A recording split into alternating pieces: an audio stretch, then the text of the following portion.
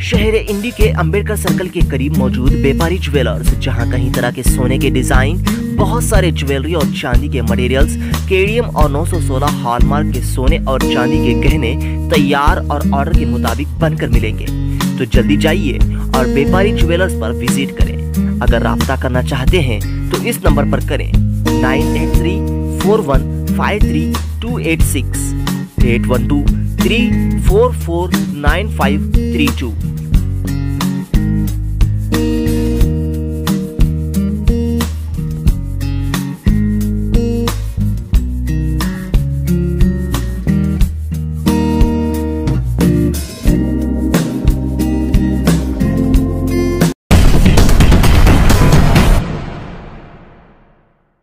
अस्सलामुअलैकुम वरहमतुल्लाहि वबरकातुहू। तमाम इंडी शहर के मुसलमान भाइयों को आज सोशल मीडिया के जरिए इस बात को, यानी 22 तारीख रमजान में जो मरहूम उमर पटेल, जिनकी याद में उनकी दुआ के लिए तमाम रोजेदारों के, इंडी शहर के तमाम रोजेदारों को और दूसरे कौमों के जिम्मेदारों को दावत दी गई थी ताकि मरहूम उमर को एक दुआ के जरिए उसे एक अमन सुकून के लिए, उसकी बेहतरी के लिए उसे अल्लाह जन्नत नसीब करे। उन दोस्तों के, उनके दोस्त ग्रुप ने जो संदेश दिया, तमाम को इकट्ठा करके, वो तारीफ काबिल था।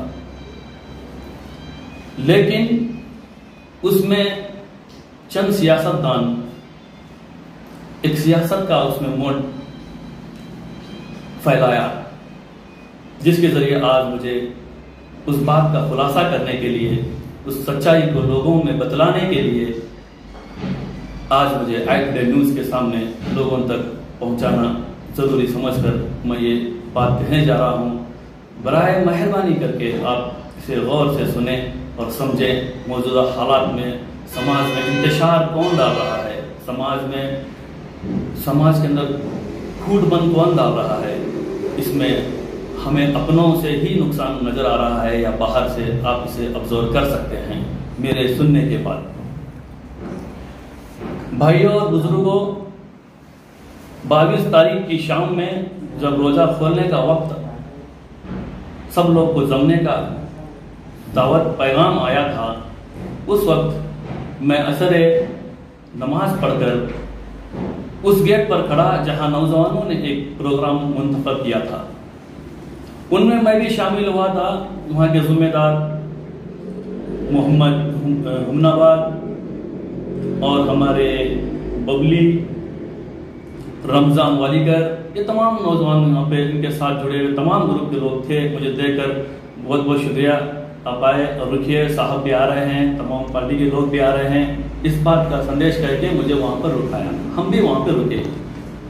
तो वहाँ पर पहले आए हमारे कासू पटेल गौड़ साहब ने, जो हमारे इस गांव के मोहतबर आदमी हैं, मोहतबर लीडर हैं। वो आने के बाद जैसे ही उनको आते हुए मैंने देखा और वो मुझे देखते ही वो दोनों हाथों से मुझे नमस्ते किया, मैं भी उनको नमस्ते किया। और मेरे जुबान से वहाँ पर एक बात आई उनको देखते ही कि बंदिरी गौड्रा ನೀವು ಬರನ ಈ वातावरणದಲ್ಲಿ ಒಂದು शोभे ಬಂತು। जैसे ही मैं ये उनको कहा तो कासू पटेल और उनके साथ बिरादर थे, सोमू बिरादर, वो भी हंसने लगे, देखो मुन्ना कैसा बोलते हैं। मैं ये कहते उनका स्वागत किया उन नौजवानों को प्रोग्राम सक्सेस होने के लिए। वहाँ पर कोई पार्टी की सोच नहीं थी, कुछ भी नहीं थी। उसके बाद उनको अंदर हमें भेज देने का काम शुरू किया। तो उतने में ही बीडी पाटिल आए चंद नौजवानों के साथ में, वो भी नमस्ते करते हुए उन्होंने अलग रूप लेकर अंदर चले गए। हमें उनके करीब जाने का मौका नहीं मिला, चले गए वो। उतने में ही यशवंत राय गौड़ पाटिल भी आए, जो वहां पर सब लोग जमा हुए। सब लोग जमा होकर एक चंद सेकंड के लिए वहां पर रुक गए। तो प्रोग्राम को बात किए क्या है क्या नहीं, ऐसी बात करते करते करते अंदर चले गए। अंदर चले जाने के बाद देखे तो स्टेज पर 2-4 लोगों को बैठाया गया था और नीचे एक अरेंजमेंट किया गया था जिसमें खाने की चीजें तमाम रोजा खोलने के लिए रखे गए थे। तो उस वक्त एमएलए साहब ने कहा, देखते ही सडनली कहा, अरे इसमें सियासत का कोई मतलब नहीं है, इसमें व्यक्ति गिनती की बात नहीं है, इसमें जनरली बैठकर मैं बैठूंगा, मुझे स्टेज वगैरह जब तक मैं तो, क्योंकि एक महरूम लड़के के लिए उसकी याद के लिए तुम्हें करे बोल के मुझे संदेश था, इसलिए मैं नहीं चाहता कि इस पर स्टेज हो, व्यक्ति हो, नीचे बैठ के ही खाएंगे बोले। तो उनके साथ मैं भी मौजूद था, चंद नौजवान भी मौजूद थे, वो जाके नीचे बैठ गए। तो यहाँ पर चंद लोग कहा बोलते सुनने में आ रहा है, सुना है, मीडिया में भी डाल दिए हैं, इस चीज को लेकर सियासत किया गया, जबकि बात असल ये थी, वहां पर ना किसी को ऊपर देखा गया ना किसी को बाजू आजू देखा गया, बल्कि एक किस लिए प्रोग्राम मुंतखब किया गया है, किस लिए प्रोग्राम अरेंजमेंट किया गया है, उसको फोकस करते हुए एमएलए ने यही शब्द हमारे सामने कहा, हम मौजूद थे वहां। वो जो लोग जो भी कह रहे हैं वो मौजूद ही नहीं थे, वो उनके नेता, उनके लीडर बोलते हुए वो अपनी एक जगह गप्पे मार रहे थे। ये हकीकत है इसमें। रही दूसरी बात, कहा यह गया कि एमएलए उनको ऊपर बैठे हुए देखकर उनको बर्दाश्त ना होकर नीचे बैठे हैं। मैं कहता हूं भाई, जो तुम कह रहे हो पहले ये सोचो कि वो प्रोग्राम क्या था। वो एक मरहूम की याद में रोजेदारों के लिए दावत दी गई थी, वहां सियासत नहीं की गई थी।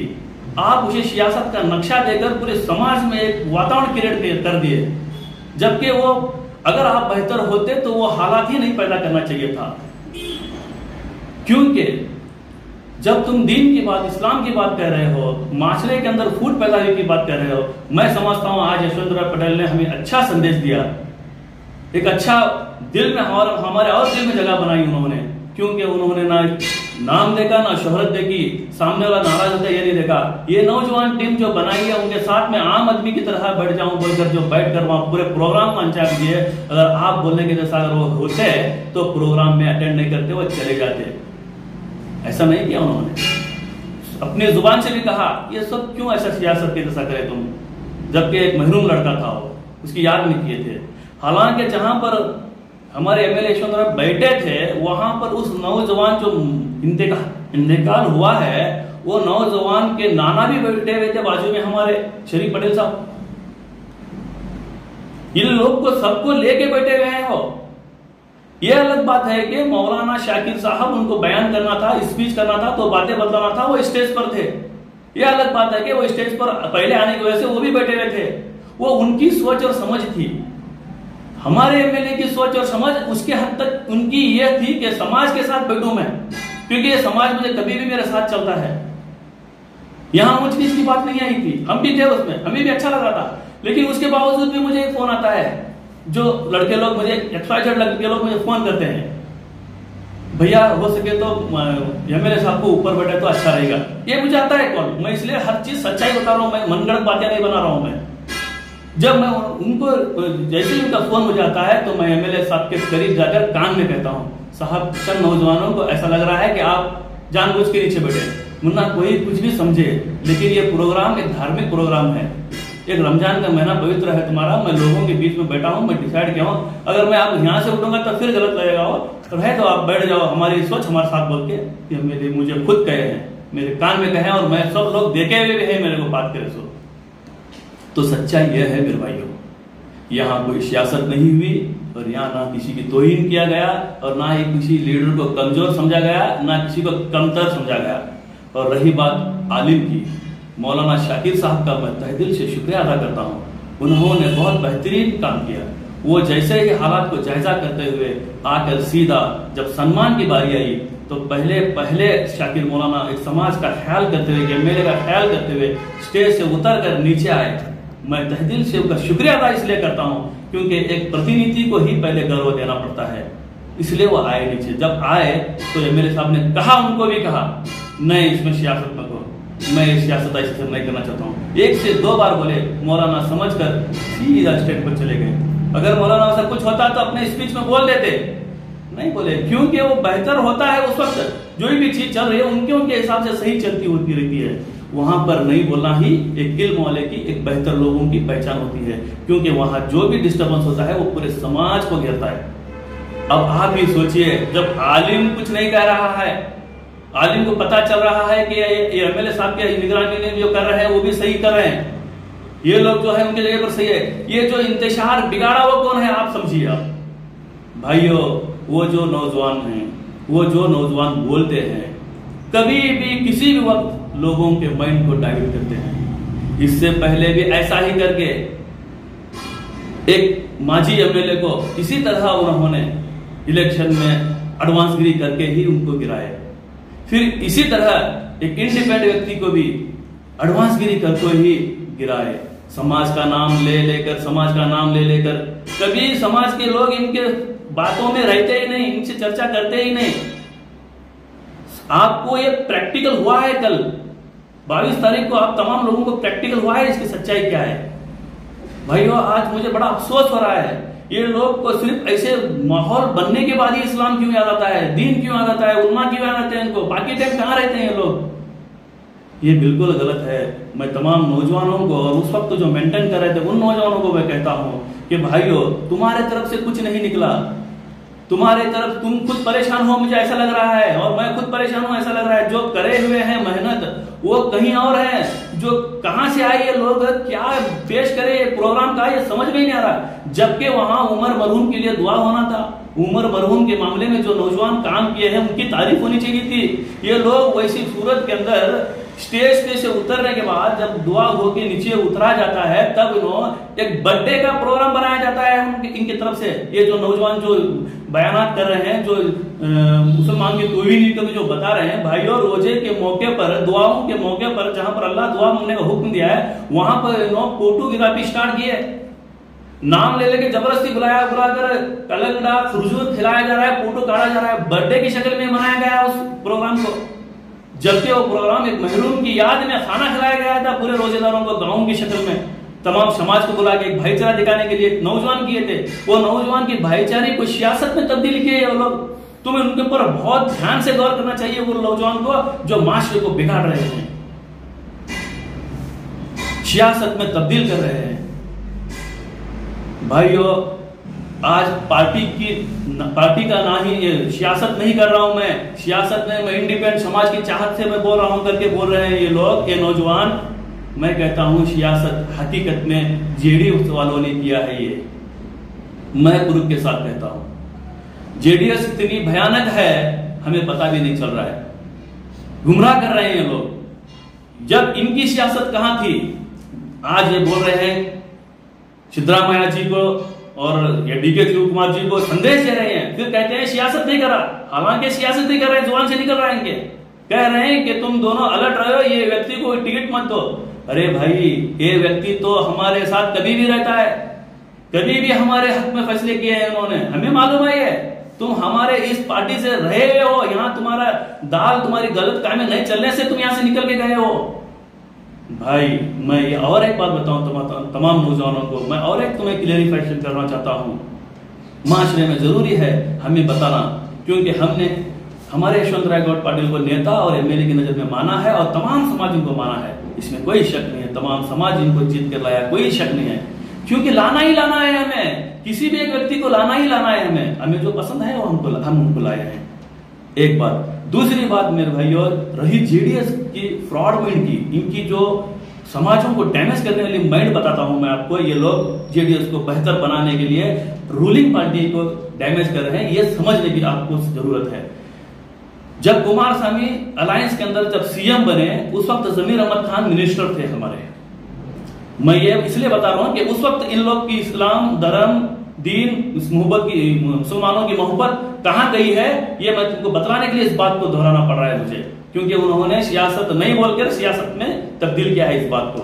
जब कुमारस्वामी को जमीर अहमद खान ने ईद के दिन नमाज के लिए ईदगाह में बुलाया गया, जब उनको मिली जुली सरकार के अंदर सीएम बनाया गया था, तो अपना एक प्रेस्टेज दिखाने के लिए, ये सीएम हमारे साथ में है, मेरे साथ बहुत क्लोज है, पूरे कौम के लिए, पूरे समाज के लिए बताने के लिए जब उनको नमाज की, ईद की नमाज की दावत दी गई, तो क्या कुमारस्वामी वहां पर चले गए? ये पूरे राज्य को मालूम है भाइयों। जमीर अहमद खान जो आज पूरे राज्य के अंदर एक डोमिनेंट मुस्लिम के लीडर बने हैं, उन जैसे लीडर को ये कुमारस्वामी ने वहां पर ना जाकर बतलाया कि तुम्हारी कौम की जरूरत नहीं है मुझे करके, वो कहां पे गया मेरे भाइयों? हकीकत में ये वक्त पड़ा तो जेडीएस भी बनते, वक्त पड़ा तो बीजेपी भी बनते ये लोग। इसलिए जब जमीर अहमद खान ने वहां पर एक वादा किया, 5 मिनट रुको, 10 मिनट रुको, नमाज को रुकाया गया, सीएम आएगा बोल के, तब भी सीएम साहब नहीं गए वहां पर। तब जब फिर जमीर अहमद खान ने कहा अगर वो नहीं आएंगे तो भाइयों मैं राजीनामा दूंगा इस पार्टी से। जमीर अहमद खान ने अपने कौम को, अपने समाज को वहां पर ऐसा डिक्लेरेशन दिया, तब भी वो उसको मालूम पड़ने के बावजूद भी नहीं आया। बायकाट कर रही है हमारे कौम को ये मिडिल क्लास की पार्टियां। नेशनल पार्टी है कांग्रेस, ये कभी भी देश में अमन और शांति का पैगाम देती है। भले इसके साथ कास्टिज्म का पतंगा बनाकर एक माहौल क्रिएट किया जा रहा है, आज हमारे गांव में वो नहीं है, ये यशवंत राय पाटिल होने नहीं दिया। इसलिए मैं आप अपने माइंड को वॉश कर लीजिए इन लोगों से। याद रखिए उस जमीर अहमद खान के राजीनामा दिया तो भी उनके घर को भी जाके नहीं मिला, क्यों दिया बोल के आज भी जमीर अहमद खान, आज अल्लाह उसे कांग्रेस पार्टी में ऐसी शान दिया, पूरे राज्य में जमीर अहमद खान को बुलाया जा रहा है, शान के तौर पर जमीर अहमद खान को बुलाया इसी जेडीएस के करे हुए करतूत की वजह से। उससे भी भयानक ये बीडी पाटिल का रूप है जो आप मासूमियत में पहचान नहीं पा रहे हो। अब यशवंत राय पाटिल की अच्छाई यह है कि इस प्रोग्राम में नाराज होकर जाते थे, वो इस प्रोग्राम में आम आदमी की तरह प्रोग्राम में अटेंड किया, पूरा प्रोग्राम को अंजाम देकर चले गए हो। इससे बेहतर और क्या चाहिए? इनके डेवलपमेंट के बारे में मैं अनकरीब तुम्हें देखेंगे क्या क्या समाज के लिए किए हैं और क्यों वो रुका है और कैसा उसको वापस लाया जा रहा है। अब मैं इस मौके पर वो बताना नहीं चाहता, चंद लोग बोल रहे हैं समाज के लिए भी क्या क्या, इसी वक्त बोला है। वो भी बेवकूफ है वो लोग जो अपने लिए समाज को अपने आप में डाल के ले रहे हैं। कोई भी समाज का आदमी को जिम्मेदारी दिया नहीं। मैं समाज हूं, बदुआ लगती एमएलए को करके बोल रहे हैं। अरे अमन वो पैगाम पहुंचाने रहा है इस्लाम, किसी को बदुआ नहीं देता, किसी पार्टी को बदुआ नहीं देता। इस्लाम के मुंह से कभी किसी समाज को, किसी पक्ष को बदुआ मिलती ही नहीं है। उनके करतूत से वो लोग अपना मार लेंगे। तू कौन होता है बोलने वाला बदुआ देती है? अरे अल्लाह रहम करने वाली कौम बनाया हमको, रहमत वाले पैगंबर के नेतृत्व में हमें रखा है इधर। हम किसी को बदुआ दे सकते नहीं। हमें वो शाकिर मौलाना के साथ जब प्रोग्राम हुआ तो उस वक्त मैं उनके साथ उनके हाथ में पकड़कर मस्जिद में गया हूं। मैं ये पूरा सच्चाई बात कर रहा हूं ताकि तुम लोग पूछ सकते हैं उनको। उस प्रोग्राम होने के बाद शाकिर मौलाना साथ में चलते हुए चला तो मैं पूछा, मौलाना एमएलए साहब ने जो निर्णय लिया आम लोगों में बैठने का कैसा लगा आपको? नहीं, बिल्कुल सही है। वो लोग हमारे लोग के साथ ही रहते हैं। उनकी एक अच्छाई दिखाया, उनकी एक एकता दिखाया, उन्होंने एक मोहब्बत दिखाया हमारे साथ। मैं आपके वास्ते आता हूं यहाँ पर, मेरे को राजकारण जरूरत नहीं है। अगर वहां बैठूंगा तो एक सियासत भी हो सकती थी मेरे लिए वो, इसलिए मैं उसे सियासत की नजर से देखते हुए मैं जनरली बैठा हूँ। मैं उससे कुछ मुझे ये नहीं है, टेंशन नहीं है और मैं उसको सोचता नहीं। मुझे नौजवान मोहब्बत से बुलाए थे, मैं मोहब्बत से इस प्रोग्राम में अटेंड किया हूँ। इतना बोले थे मौलाना हमारे को एमएलए साहब बोलने से। नहीं, बिल्कुल सही है एमएलए साहब, बहुत अच्छा। चंद लोगों को मौका मिला है, वो बोले दो छोड़ दो करके बोल के मौलाना मेरे को ये शब्द कहा, वो आलिम शब्द कहा। क्योंकि इल्म वालों में और जाहिलों में फर्क होता है भाइयों। इल्म वाला होता है। अल्लाह उनको इल्म इसलिए देता है क्योंकि माशरे और समाज को, धर्मों को, हर जात को समझते हैं वो लोग। लीडर की समझते हैं। ये समझ हमारे समाज में होनी जरूरी है। आज के मौजूदा हालात में होना जरूरी है। लड़खड़ाते हुए आदमी को पकड़कर मजबूत पार्टी को गिराना बेहतर नहीं है। मजबूत नेता के सामने तुम्हें एक स्टाइल मारकर थोड़ी देर के लिए कैसा बोला मैं, कैसा करा मैं, कैसा हाथ वाला माहौल क्रिएट किया मैं, बोलने के लिए समाज को डैमेज मत करो भाई। तुम्हें भले किसी भी पार्टी में रहो, नाहक के पूरी समाज हमारी तरफ है ऐसा संदेश मत दो। पूरी समाज, आप ही खुद बोल रहे हो, पूरी समाज तुमको वोट दिए, तुम्हें बुरा सब दिए, जबकि तुम्हें 2011 से लेके आज तक इस पार्टी के अंदर है ही नहीं हो। आपके डालने से आने का मतलब ही नहीं है। आप डालने वाले, लाने वाले लोग ही अलग हैं, फिर आप वही बक रहे हो जो तुम नहीं कर रहे हो। क्यों ऐसा बोल रहे हो नौजवान मेरे भाई?